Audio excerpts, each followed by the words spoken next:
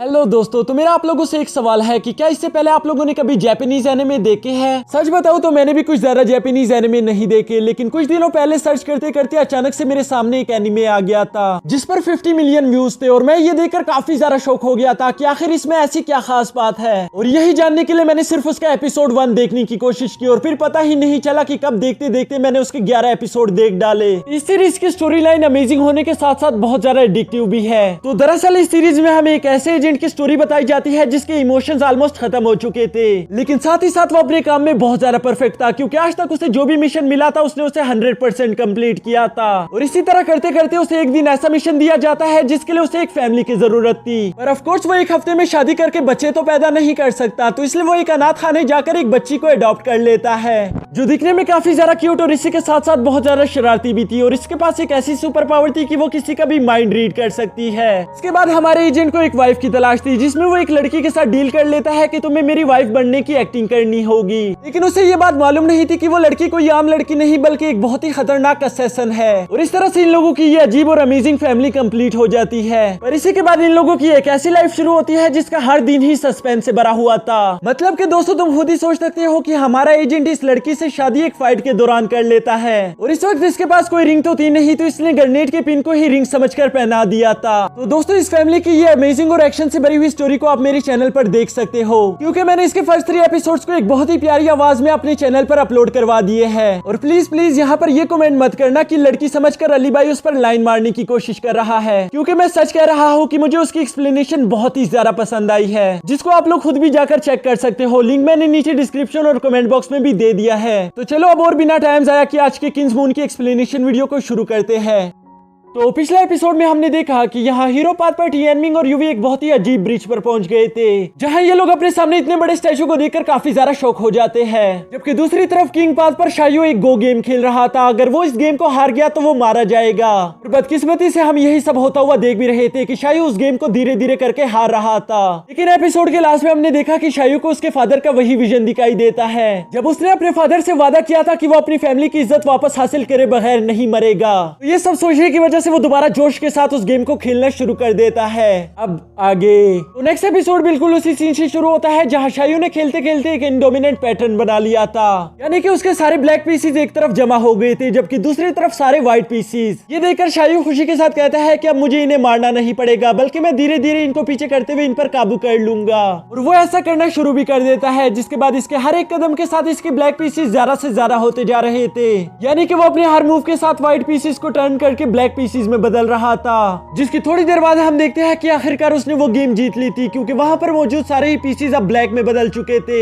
शायू का इस गेम की जीतने की वजह से हम देखते हैं कि वहां की मशीनरी ने चलना स्टार्ट कर दिया था, जिसकी वजह से उसकी तरफ आने वाले वो एरोस भी पीछे हट जाते हैं, जबकि उन मैकेनिकल हैंड्स ने भी उसके पैरों को छोड़ दिया था। ये देखकर शायू सुकून की सांस लेते हुए कहता है कि शुक्र है मैंने कर दिखाया। लेकिन तभी उसके सामने बने हुए थ्रोन की कुछ मशीनरी चलना स्टार्ट हो जाती है, जिसकी वजह से उस स्टैचू ड्रैगन का मुंह ओपन हो गया था और उसके अंदर से एक गोल्डन स्पीयर निकल आता है। शायू उस स्पीयर को हैरानी के साथ देखते हुए कहता है कि मैंने अपनी जिंदगी में बहुत तरह के स्पीयर देखे हैं, लेकिन पता नहीं क्यों पर ये स्पीयर बहुत ज्यादा यूनिक और अलग दिख रहा है। जिसके बाद हम देखते हैं कि शायू ने उस मैकेनिकल हैंड से उस गोल्डन स्पीयर को निकाल लिया था। इस स्पीयर पर लिखा हुआ था द किंग गोल्डन स्पीयर, जो पढ़कर शायू समझ गया था कि इस स्पीयर का नाम द किंग गोल्डन स्पीयर है। इसके बाद शायू उस गोल्डन स्पीयर को अच्छी तरह से ट्राई करता है, जिस पर उसे मालूम होता है कि ये स्पीयर तो काफी ज्यादा कमाल का है। इस गोल्डन स्पीयर को एक किंग के लिए बहुत ही ज्यादा परफेक्ट तरीके से बनाया गया था, इसलिए ये कभी भी टूट नहीं सकता। ये जानकर शायू का चेहरा तो खुशी से खिल जाता है। तभी हम देखते हैं कि वहां पर मौजूद वो स्टैचू जमीन के अंदर चले गए थे, जिसकी वजह से वहां पर एक पुल बन जाता है और साथ ही साथ उस हॉल का मेन दरवाजा भी शायू के लिए ओपन हो गया था, जो देखकर शायू वहां से फौरन निकल जाता है। यहाँ दूसरी तरफ हीरो पाथ पर हम टिएनमिंग और यूवी को देखते हैं, जिनके सामने वो बड़ा वाला स्टैचू अचानक से हिलना शुरू हो गया था। ये देखकर टिएनमिंग कहता है कि प्लीज अब ये मत कहना कि ये स्टैचू जिंदा हो रहा है। उसकी ये बस कहने ही की देर थी कि तभी वो स्टैचू अपनी आंखें खोलकर इनके सामने खड़ा हो गया था, जो देखकर टिएनमिंग कहता है कि ओ नहीं, मैंने ये क्या कह दिया। तभी वो नोट करता है कि पीछे वो ब्रिज पर बने हुए स्टैचूज भी अचानक से जिंदा हो गए थे, जो कि बड़ी तेजी के साथ अपने एक्सिस चलाना शुरू कर देते हैं। ये देखकर टिएनमिंग यूवी से कहता है कि जल्दी से वहां से हटो, लेकिन यूवी काफी ज्यादा डर गई थी, जिसकी वजह से वो सही से भाग नहीं पाती और वहीं पर गिर गई थी। ये देखकर टिएनमिंग बड़ी तेजी के साथ उसकी तरफ बढ़ना शुरू कर देता है ताकि उसको वक्त रहते ही बचा सके। यहाँ यूवी अपनी तरफ लास्ट एक्स को आते हुए देखकर सोचती है कि शायद अब मैं यहाँ पर ही मारी जाऊंगी, लेकिन तभी हम देखते देखते हैं कि टियनमिंग ने जंप मारकर यूवी को वहां से हटा दिया था, जिसके बाद वो फौरन यूवी को धक्का मारकर एक सेफ जगह पर खड़ा कर देता है। यहाँ इन लोगों की ये एक प्रॉब्लम खत्म नहीं हुई थी कि तभी हम देखते हैं कि वो बड़ा स्टैचू भी इनकी तरफ बड़ी तेजी से बढ़ते हुए आ रहा था, जो कि अपनी बड़ी बड़ी तलवारें इन पर फेंककर इन पर हमला करना शुरू कर देता है। टियनमिंग बहुत ही ज्यादा मुश्किल के साथ उसकी दोनों तलवार को डॉज कर पाता है, जिसके बाद वो काफी ज्यादा डरा हुआ था। लेकिन जब वो देखता है कि यूवी भी काफी ज्यादा डरी हुई है, तो इसलिए वो खुद पर थोड़ा सा काबू करके सोचने की कोशिश करता है कि हम इसको कैसे हराए। यहाँ दूसरी तरफ हम देखते हैं कि उस स्टैचू के अंदर मैग्नेट्स लगे हुए थे, जो कि अपनी तलवारों को फेंकने के बाद वापस भी बुलवा सकता था। ये तो अब इन लोगों के लिए एक और भी बड़ी प्रॉब्लम हो गई थी, क्योंकि ये लोग अब यहाँ से भाग भी नहीं सकते थे, क्योंकि अगर ये लोग यहाँ से भागने की कोशिश करते तो वो स्टैचू इन पर अपनी तलवारें फेंककर इन्हें वहीं पर मार देगा। अब यहाँ इनके पास जाने के लिए कोई रास्ता नहीं बचा था कि तभी वो स्टैचू ही उड़कर इनके पास आ जाता है। ये दोनों बहुत ही ज्यादा मुश्किल के साथ उसके अटैक्स को डॉज करते हुए उसके पैरों से निकलकर एक जगह पर जाकर छुप जाते हैं। यहाँ पर टियनमिंग की तो सिटी पिटी गुल हो चुकी थी, उसे कुछ समझ नहीं आ रहा था कि हम लोग यहाँ से बचने के लिए क्या करें। ये लोग वहाँ पर कोई भी प्लान नहीं बना पा रहे थे, क्योंकि वो स्टैचू उन्हें यहाँ पर भी ढूंढ लेता है। ये देखकर तो टियनमिंग काफी ज्यादा शॉक हो गया था कि कहीं इसके पीछे भी तो दो आंखें नहीं लगी हुई, इसने हमें यहाँ पर कैसे ढूंढ लिया। वो डरी हुई आवाज में कहता है कि ये तो बिल्कुल नाइंसाफी है, मैं अपनी नाक पर बैठे हुए मच्छर को देख नहीं पाता, जबकि इसने हमें पीछे से भी देख लिया, ये कैसे हो सकता है। यहाँ जब यूवी उसकी ये बात सुनती है तो उसे कुछ समझ आ गया था कि ये स्टैचू किन पैटर्न्स पर अटैक कर रहा है, जिसके बाद वो खुद की लाइफ को डेंजर में डालते हुए उस स्टैचू के सामने जाकर खड़ी हो गई थी। ये देखकर टियनमिंग उससे कहता है कि क्या तुम पागल हो, जल्दी से वहां से हटो। और यहाँ पर हम देखते हैं कि वो स्टैचू भी अपनी तलवार से बहुत ही तेजी के साथ यूवी को मारने ही वाला था कि तभी यूवी एक स्पेसिफिक पॉइंट पर क्रेन पोजीशन में खड़ी हो जाती है, जिसकी वजह से वो स्टैचू अपनी जगह पर ही रुक गया था। यहाँ वो स्टैचू यूवी पर हमला करना बंद कर देता है, जबकि दूसरी तरफ वो टियनमिंग पर अभी भी हमले करते ही जा रहा था, जिसकी वजह से टियनमिंग कहता है कि ये तुम्हें कुछ क्यों नहीं कह रहा और मेरे पीछे तो ऐसे पड़ गया है जैसे कि मैंने इसको कोई उधार देना हो। यहाँ टियनमिंग लगातार उस स्टैचूज के हमलों से बचने की कोशिश कर रहा था, जिस पर यूवी उसे बताती है कि जब भी तुम किसी टाइल पर खड़े होते हो तो वो टाइल थोड़ा वजन की वजह से दब जाता है, और मुझे लगता है कि इसी वजह से ये स्टैचू तुम्हारी पोजीशन ढूंढ पा रहा है, तो इसलिए तुम्हें 4 टाइलों के बीच ही खड़ा होना होगा, जिसकी वजह से किसी भी टाइल पर वजन नहीं पड़ेगा और इस स्टैचू को तुम्हारी लोकेशन भी नहीं मिल पाएगी। उसकी ये बात सुनते ही टियनमिंग फौरन एक पैर पर उसी जगह पर खड़ा हो गया था, जिसमें अगर वो थोड़ी सी भी और देर कर देता तो शायद इस बार उसका बचना बिल्कुल ही नामुमकिन होता। यहाँ इन दोनों की ऐसी पोजीशन पर खड़े होने की वजह से वहाँ पर किसी भी टाइल पर वजन नहीं पड़ रहा था, तो इसलिए वहाँ पर मौजूद सारी मशीनरी एक ही वक्त पर रुक जाती है। इसके बाद यूवी टियनमिंग से बात करने की कोशिश करती है, पर टियनमिंग कुछ भी नहीं बोल रहा था, जिस पर यूवी उसे कहती है कि डरो मत, ये तुम्हारी बातें नहीं सुन सकते। जो सुनकर टियनमिंग उससे कहता है कि हमें जल्द से जल्द इस जगह से निकलना होगा, क्योंकि हम इन स्टैचूज को यहाँ पर हरा नहीं सकते।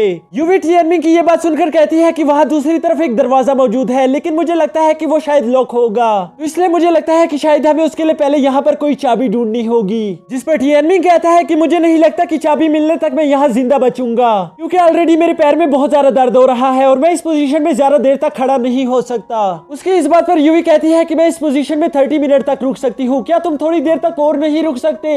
जिस पर टियनमिंग उसे कहता है कि मुझे माफ करना, पर मैं बचपन से तुम्हारी तरह डांस प्रैक्टिस नहीं करता रहा, तो इसलिए मेरे लिए इस पोजीशन में खड़ा होना मुश्किल हो रहा है। और तभी हम देखते हैं कि वो वहीं पर गिर गया था, जिसकी वजह से वो बड़ा सा स्टैचू दोबारा से टियनमिंग पर हमला करना शुरू कर देता है। यहाँ उसके हमलों से बचते हुए अचानक से टियनमिंग की नजर उस स्टैचू के चेस्ट पर पड़ गई थी, जिस पर एक ब्लू कलर का ऑब्जेक्ट मौजूद था। उसे देखकर टियनमिंग समझ जाता है कि जरूर ये वही चाबी होगी जिससे हम उस दरवाजे को ओपन कर सकते हैं, तो इसलिए वो उस चाबी को लेने के लिए उस स्टैचू की तलवार पर जंप लगा देता है। लेकिन तभी हम देखते हैं कि उस स्टैचू ने अपनी तलवार को बहुत ही जोरों के साथ गोल गोल घुमाना शुरू कर दिया था, ताकि वो टियनमिंग को ब्रिज से नीचे गिरवा दे। ये देखकर यूवी भी काफी ज्यादा डर गई थी, तो इसलिए वो टियनमिंग को बचाने के लिए खुद ही एक टाइल पर खड़ी हो गई थी, जिसकी वजह से वो स्टैचू रुककर यूवी पर हमला करने के लिए आगे बढ़ना शुरू कर देता है। यहाँ इसी मौके का फायदा उठाकर टियनमिंग बहुत ही जल्दी से उस स्टैचू की चेस्ट से उस चाबी को निकालना शुरू कर देता है, जिसे वो काफी ज्यादा जोर लगाने के बाद आखिरकार निकाल ही लेता है। और इसके बाद वो लोग देखते हैं कि वो स्टैचू भी अपनी जगह पर ही रुक गया था, लेकिन इन लोगों को ये बात मालूम नहीं थी कि ये खामोशी तूफान से पहले वाली खामोशी है। जिसके बाद हम अचानक से देखते हैं कि उस स्टैचू ने ट्रांसफॉर्म होना शुरू कर दिया था और इस बार उसके 4 हाथ निकल आए थे। इस स्टैचू की रफ्तार भी अब पहले से कई गुना ज्यादा हो चुकी थी, तो इसलिए वो बड़ी तेजी के साथ जंप करते हुए इन लोगों को पकड़ने की कोशिश करता है, जबकि ये लोग भी बड़ी तेजी के साथ भागते हुए सीधा उसी दरवाजे की तरफ जा रहे थे। तभी टियनमिंग जंप करते हुए उस चाबी को उस लॉक में लगा देता है, जिसकी वजह से वो दरवाजा वहीं पर ओपन हो गया था। टियनमिंग ये देखकर 1 सेकंड भी गवाए बगैर उस चाबी और यूवी को वहां से उठाकर उस दरवाजे को फौरन क्रॉस कर लेता है।